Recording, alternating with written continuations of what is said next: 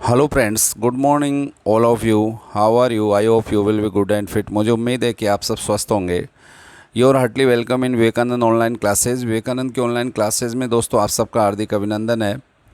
दोस्तों, शैक्षिक सत्र 2021 में आपका वंस अगेन वार्मली वेलकम। आप सबका गर्मजोशी से स्वागत है। दोस्तों, आप देख रहे थे कि अपनी विगत कुछ क्लासों में ग्रामर से रिलेटेड टॉपिक अपना यानी ग्रामर पोर्शन चल रहा था दोस्तों। But now I am starting your text book. लेकिन आज मैं आपकी जो दो बुकें हैं, फर्स्ट फ्लाइट, इसमें से अधिक अंक की है, इसको स्टार्ट करने जा रहा हूँ। तो फर्स्ट फ्लाइट बुक में आप देख रहे होंगे कि फर्स्ट फ्लाइट बुक के अलावा आपकी एक और बुक है दोस्तों। इन दोनों बुकों को अपन, क्योंकि फर्स्ट फ्लाइट ज़्यादा नंबर की है, दूसरी आपकी फुटप्रिंट्स वाली बुक है। एक दो रोज़ में मैं आपको सिलेबस भी क्लियर अपनी ऑडियो या वीडियो लेक्चर में कर दूंगा। फर्स्ट फ्लाइट का जो पहला चैप्टर है, ए लेटर टू गॉड।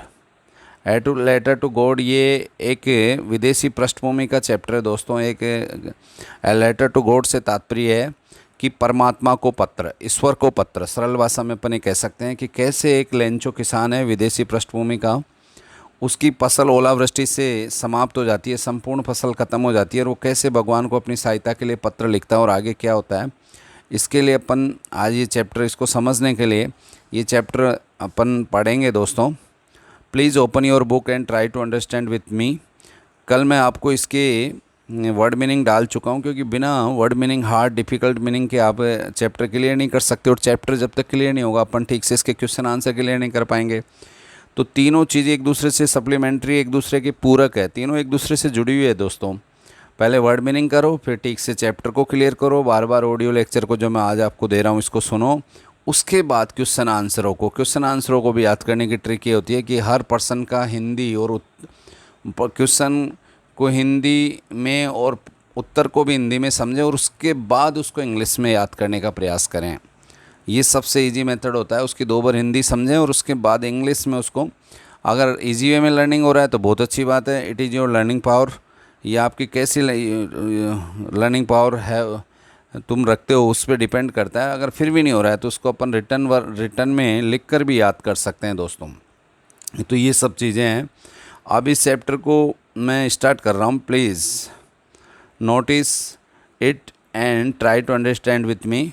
इसका जो तीसरा पृष्ठ है यहाँ से अपन स्टार्ट करेंगे, क्योंकि ये मेन चैप्टर यहीं से चालू होता है। इससे पहले तो एक सामान्य जानकारी की एक्टिविटीज़ है चैप्टर में दोस्तों। सबसे पहले थर्ड पेज से आप देखें, the house the only one in the entire valley set on the crest of a low hill. ये हार्ड मीनिंग मैं आपको दे चुका हूँ दोस्तों। एंटायर यानी संपूर्ण, वैली यानी इससे तात्पर्य घाटी से है, और सेट यानी स्थित होना, क्रेस्ट यानी एक सीकर, चोटी का सीकर जो होता है घाटी में, जो छोटी छोटी चोटियाँ होती है। लो हिल यानी नीचे, तात्पर्य है कि संपूर्ण घाटी में वही एकमात्र घर था जो एक नीची पहाड़ी, लो हिल यानी नीची पहाड़ी की क्रिस्ट यानी की चोटी पर स्थित था। क्रिस्ट यानी सीकर पर। लेंचो का घर कहाँ स्थित था ये बताया जा रहा है प्रारंभिक लाइन में दोस्तों। From the site, one could see the river and the field of ripe corn dotted with the flowers that the always promise a good harvest. इस ऊंचाई पे खड़ा होकर कोई भी व्यक्ति नदी या पकी हुई फसलों के खेतों को देख सकता है, जिन खेतों में फूल छितराए हुए रूप में खिल रहे हैं, डोटेड यानी बिंदुकित या छितराए हुए रूप में नज़र आ रहे हैं, और जो हमेशा एक अच्छी फसल होने का आशा दिलाते हैं। प्रॉमिस से तात्पर्य यहाँ वादा ना होकर दोस्तों आशा से है तात्पर्य। इंग्लिश में जितनी भी वर्ड मीनिंग होती है ये अकॉर्डिंग टू पहले से स्थान के अनुसार यूज़ की जाती है, उसका अर्थ भी उस हिसाब से निकलता है दोस्तों। अलग अलग जगह हर मीनिंग का अलग अलग अर्थ निकलता है। The only things the earth means पृथ्वी, नीडेड वोज यानी आवश्यकता थी, पृथ्वी को एकमात्र चीज़ की जिसकी आवश्यकता थी, वोज ये डाउन पोर और एटलीस्ट ए साउर, या तो एक मूसलाधार बरसात हो जाए, डाउन पोर यानी मूसलाधार बरसात, या फिर मूसलाधार नहीं हो पा रही है तो सावर एक अच्छी हल्की फुल्की बरसात हो जाए। तो पृथ्वी को क्यों आवश्यकता थी? ताकि फसल दुगनी पैदा हो जाए। लेंचो की किस तरीके से फसल पक के तैयार है, खाली उसे एक बरसात, या तो तेज़ या हल्की फुल्की बरसात उस जिस फसल को दुगना कर दे, उस बरसात की वो आशा रख रखा है। Through out the morning Lencho, पूरी सुबह संपूर्ण सुबह लेंचो ये सब कल्पनाएं कर रहा है। Who knew the his field, new यानी जानता है, इंटीमेंटली जो अपने खेतों को बहुत ही नज़दीकी से, इंटीमेंटली यानी अंतरंग, जो बहुत घुला मिला हो, अपने खेतों की पूरी जानकारी जो रखता है। Had done nothing else but see the sky towards the north east, पूरी सुबह से वो और कुछ कार्य नहीं कर रहा, जो अपने खेतों को अच्छी तरह से जानता है और वो आकाश को देख रहा है। और आकाश की भी किस दिशा को, उत्तर पूर्व दिशा को देखने के अलावा उसने पूरी सुबह से अभी तक कोई कार्य नहीं किया। उत्तर पूर्व को क्यों देख रहा है दोस्तों? क्योंकि उधर से उसे कुछ बादल नज़र आ रहे हैं बरसात के रूप में। Had done nothing else but see the sky towards the north east, इससे तात्पर्य यही है कि उसने और कुछ नहीं किया आज पूरी सुबह से, उसने उत्तर पूर्व के आकाश को देखने के अलावा। Now we are really going to get a some water women, अब वो जैसे ही अपने अंदर आता है और आते आते ही क्या कहता है दोस्तों? हे प्रिय, अपनी पत्नी से कह रहा है अब हमको वास्तव में कुछ अच्छी बरसात प्राप्त होने वाली है। The women was preparing suffer replied, उसकी पत्नी जो दिन का अंतिम खाना प्रिपेयरिंग यानी तैयार कर रही थी, रिप्लाइड प्रत्युत्तर देती है, yes God willing. God willing से तात्पर्य दोस्तों वही है कि ईश्वर शायद ऐसा ही करेगा जैसा आप सोच रहे हो।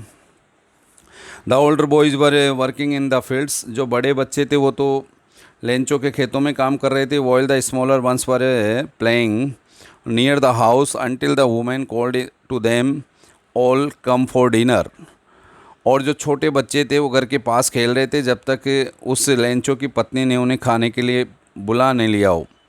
कोल्ड यानी एक फ्रेजल वर्ब है, पुकारना या बुलाना।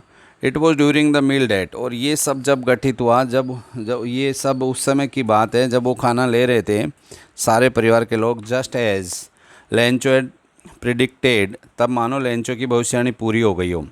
लेंचो ने आशा रखी थी कि बरसात आ जाए, मूसलाधार या हल्की। Big drops of rain began to fall, बड़ी बड़ी बरसात की बूंदें ज़मीन पे गिरने लग गई।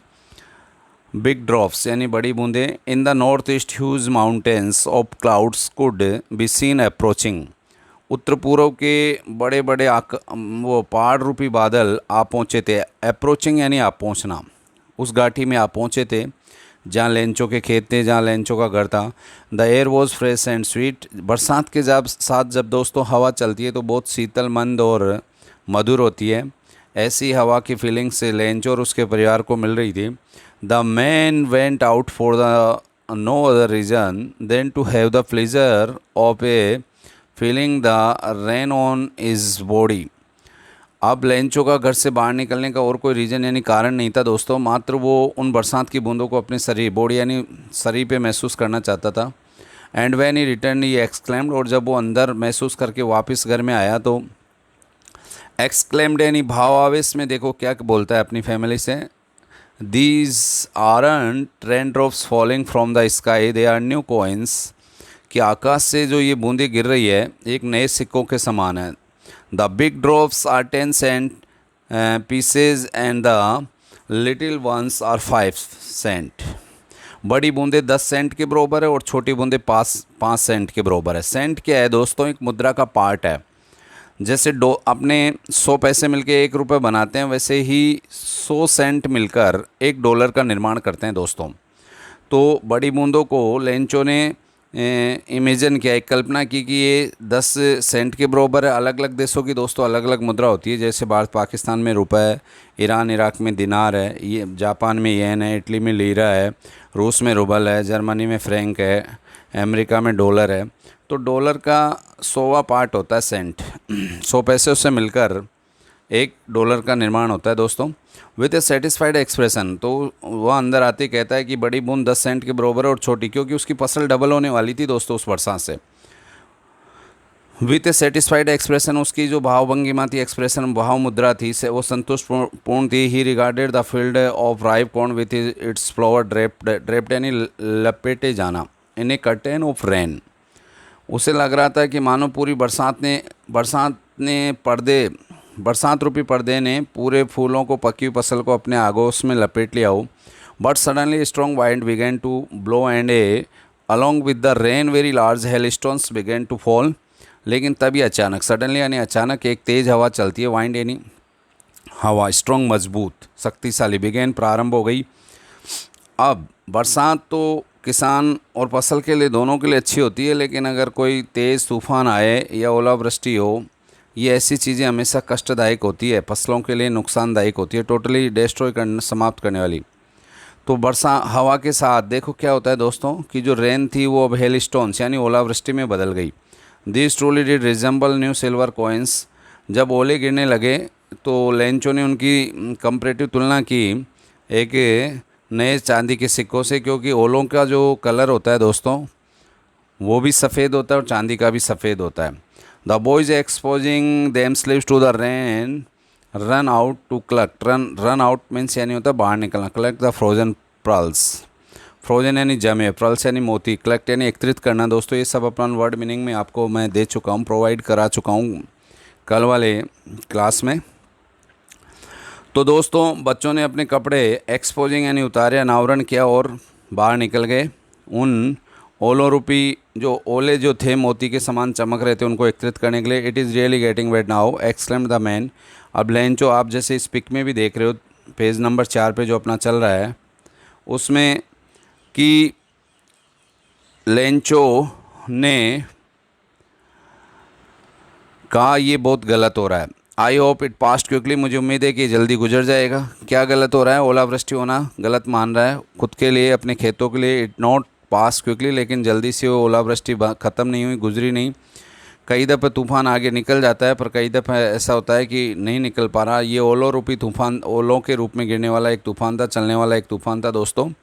फॉर एन आवर, 1 घंटे तक the hail rained on the house. वो ओले 1 घंटे में उस मकान, द गार्डन बगीचे में, एंड हिल साइड पहाड़ी क्षेत्र में, and cornfield on the whole valley, और पूरी घाटी के जो पकी हुई फसल के खेत थे उन सब पे जम गए 1 घंटे के अंदर अंदर। The field was white as if a covered with salt. जो खेत थे वो अपन पिक में चित्र में भी देख रहे हैं, ऐसे लग रहा है कि पूरे सफ़ेद नमक की परत से ढक दिए गए हों। Not a leaf remained on the trees. पेड़ों पे एक पत्ती भी नहीं बची। ओलावृष्टि से सारी पत्तियां, फूल वगैरह सब नीचे गिर गए, टूट के झड़ के। The corn was a total corn यानी फसल, डेस्ट्रॉयड यानी बर्बाद होना या नष्ट होना। पूरी फसल बर्बाद हो गई दोस्तों, नष्ट हो गई। The flowers were gone. ओलावृष्टि होती है तो हर चीज़, बड़ी बड़ी चीज़ें टूट जाती है, तो नाजुक फसल तो बिल्कुल टूट के गिर जाती है, उस पर परत के समान जमी जाती है। अपने यहाँ भी समय समय पे अपन ने कई वर्षों में किसान भाइयों ने ऐसे ओलावृष्टियों का सामना किया है दोस्तों, और अपन महसूस कर सकते हैं क्योंकि we are belong to our village life. अपन अपने ग्रामीण जीवन से जुड़े हुए हैं। The flowers were gone from the plants. Plants यानी पौधों से फूल नीचे गिर चुके थे, जा चुके थे, टूट चुके थे। Lencho soul was filled with a sadness. लेंचो की जो आत्मा है वो दुख, यानी उसका हृदय पूर्णतः दुख से भर चुका था। When the storm has past, जब तूफान जा चुका था। He stood in the middle of the field. वो अपने खेतों के बीचों बीच खड़ा होकर, जैसे इस पिक में दिखाया गया है दोस्तों। And said to his sons, अपने बेटों से कहता है, a plague of locusts would be have left more than this. एक टिड्डियों का कीट समूह समय समय पे अपने, जैसे यहाँ पे टिड्डियाँ आती है, उनका दल भी इससे अधिक कुछ छोड़ जाता है। वो भी इतना नुकसान नहीं कर पाता जितना इन ओलों से, ओलावृष्टि से हुआ है। द हेल, हेल मीन्स ओले, ओले बर्फ़ के टुकड़े होते हैं छोटे छोटे। हैज़ लेफ्ट नथिंग, आप और हम सब यू नो ऑल्सो सब जानते हो इसको ढंग से। ओलों ने तो इतना भी कुछ नहीं छोड़ा जितना टिड्डियों ने। This year we will have no corn, इस साल हमारे कोई अनाज पैदा नहीं होगा। That night was a sorrowful one, ये लेंच और उसके परिवार के लिए एक सबसे कष्टदायक दुखपूर्ण रात्रि थी। ऑल ऑफ और वर्क फॉर नथिंग, हमारा सारा किया कराया बेकार हो गया। इमेजिन कर रहा है Lencho, there is no one who can help us, यहाँ कोई नहीं है जो हमारी सहायता करे। We shall all go hungry this year, इस साल हम सब भूखे रहने वाले हैं। दोस्तों इस तरीके से मैंने आपका यहाँ पे आप चैप्टर कंप्लीट किया है। Please listen this audio again and again with word meaning. Word meaning के साथ इस ऑडियो लेक्चर को आप बार बार सुनोगे ताकि अच्छे से समझ में आ सके। नेक्स्ट लेक्चर में मैं इस चैप्टर को कंप्लीट कर दूंगा और उसके बाद इसके क्वेश्चन आंसर अपन करेंगे। Okay, go at, best of luck.